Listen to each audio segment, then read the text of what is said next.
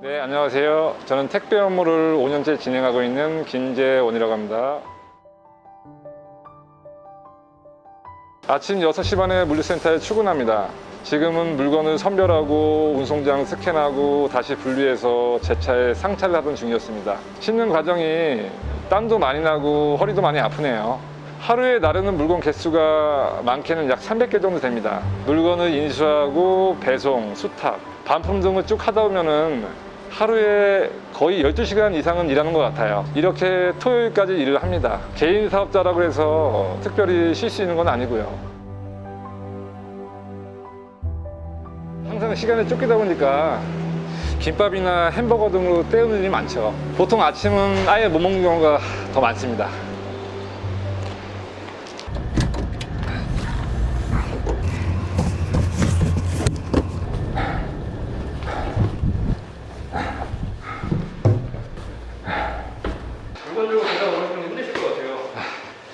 계단에서 넘어지는 일이 많습니다.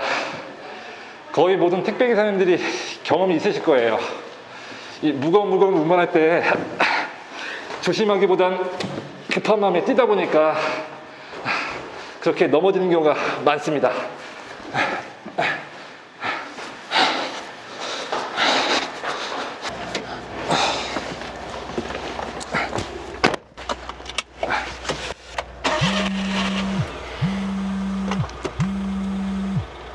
예, 고객님.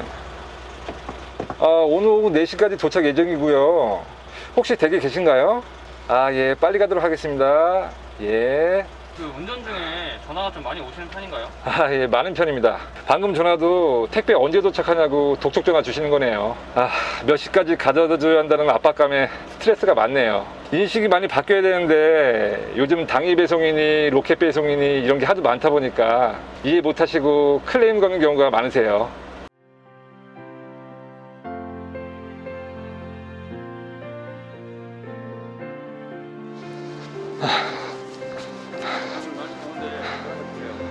예, 감사합니다. 날씨가 이렇게 더운데도 화장실 때문에 일부러 물이나 음료수는 피하러 갑니다. 그래서 스트레스를 많이 받아가지고 대신 담배를 많이 태우게 되는 것 같아요.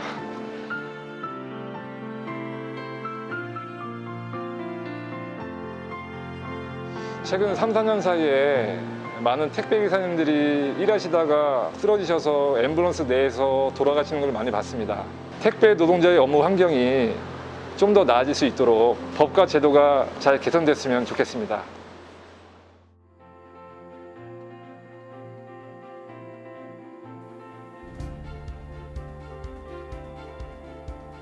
어, 4차 산업혁명 시대에 그 직업의 유형이 굉장히 다양해졌죠. 코로나19의 확산으로 온라인 유통 사업이 또 확장이 됐고, 택배 기사의 노동과 그에 따른 건강 문제의 심각성이 화두가 되었습니다. 저는 간호학 전공자인데 경제학 전공을 하시는 교수님, 그리고 또 법학 전공 교수님, 또 노동경제학을 하시는 팀장님도 함께 그 연구를 진행했습니다.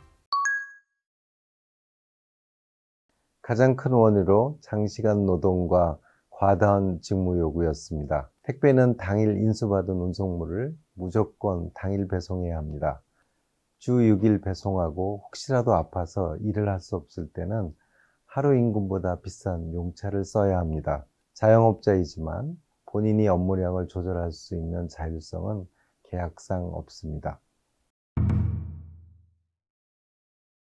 네, 대리점주가 말하는 택배기사의 과로사도 택배기사가 제기한 내용과 동일합니다. 업무량 과다, 시간적 압박감, 정신적 긴장과 압박감, 건강관리 부재 등입니다. 그런데 택배기사의 건강관리에 직접적 예방할 수 있는 주체가 없는 계약관계도 문제이고, 택배 관련 법령의 부재, 당일 배송이라는 화두와 택배사의 계약으로 인한 수료 조정 등이 문제입니다. 네, 노동시간은 평균 11시간 36분이었습니다. 우리가 관찰한 기사 한 분은 하루에 15시간 넘게 일도 하고 있었고요. 그러니까 주 6일을 일하기 때문에 주당 70시간 이상을 일한 셈인데, 휴게 시간으로 점심시간, 휴식 시간, 그리고 화장실 출입 시간까지 포함하면 택배기사의 일일 노동시간은 12시간 정도가 되고 그거를 주로 계산을 해보면 한 72시간 정도 됩니다. 참여 관찰을 해보니 택배기사의 직무를 운송물 선별 및 인수, 배송 및 반송 및 인도, 그게 문제가 되었던 운송물 분류는 택배기사의 직무가 아니기 때문에 제외했습니다. 전체 노동시간 중에 선별과 인수가 28%, 배송 및 수탁이 62%, 지파에 관한 10%가 소요되었는데 택배물 인수 시간이 배송 시간의 2배였으니 운송물이 많아지면 인수와 배송의 시간이 동시에 늘어나는 거라고 볼 수 있죠. 운송물은 평균 215개였는데 여기에 지파량까지 포함한다면 더 많은 수의 운송물을 다루게 되겠지요.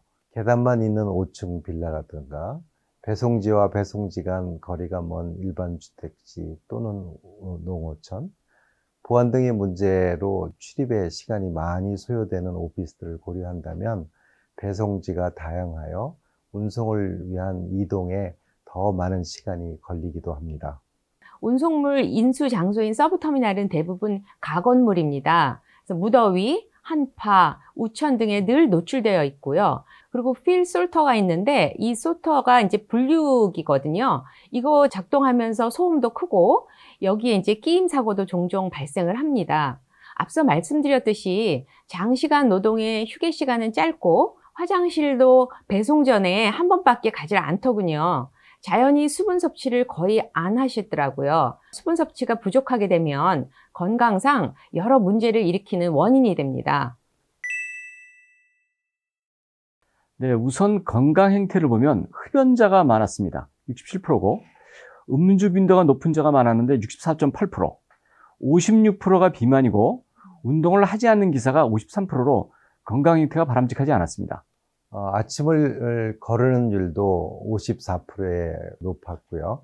일일 평균 수면 시간은 6시간 정도로 꽤 높았지만 70%의 택배기사가 수면의 양이 충분하지 않다고 느끼고 있었습니다.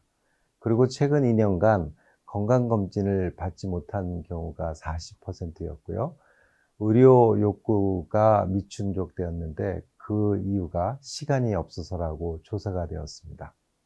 택배기사의 연령은 40대와 50대가 약 62%였습니다. 그분들의 27%는 만성질환을 가지고 있었고요. 그리고 2개 이상의 복합 만성질환을 가진 분도 10% 정도였습니다. 82%는 업무 후에 피로를 호소하고 있었고 최근 1년간 80% 이상이 상지 근육통과 하지 근육통을 경험했고 또 50%가 요통을 경험했습니다. 그리고 74%는 두통 그리고 눈의 피로를 호소하였습니다. 사고 경험률은 61%였고 대부분 약국을 이용하였습니다. 병의원 이용은 35%에 불과하였고 의료기관을 방문할 시간이 없었다는 게 주요한 이유였습니다. 또한 72%는 몸이 아프지만 일을 한 경험이 있었습니다. 코로나19로 인해서 현재는 비대면 배송이 이루어지지만 코로나19 확산 이전에는 감정노동과 폭력이 매우 심했다고 합니다. 기사의 83%는 고객 응대 시 감정을 숨기고 72%는 고객의 무례나 부당한 요구에 응해야 한다고 답했습니다. 여기서 중요한 것은 이에 대한 보호 체계가 없다고 인식하고 있다는 것입니다.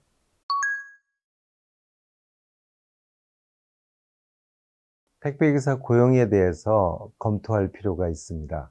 택배회사에서는 표준계약서를 통해 불공정 계약이 발생하지 않도록 해야 됩니다. 그리고 택배 수수료의 현실화, 분류 작업의 자동화, 분류 작업의 장소의 확충 등으로 장시간 노동 유발 요인을 줄여가야 합니다.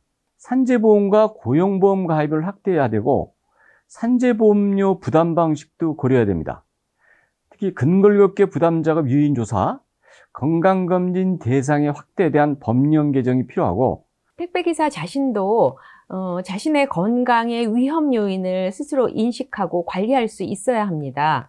특고 대상자인 택배기사는 안전보건의 사각지대에 있으므로 지역 건강센터와 연계해서 직무 스트레스를 관리하는 것, 그런 것들을 포함한 자기 건강 관리를 할 수 있도록 해야 할 것입니다.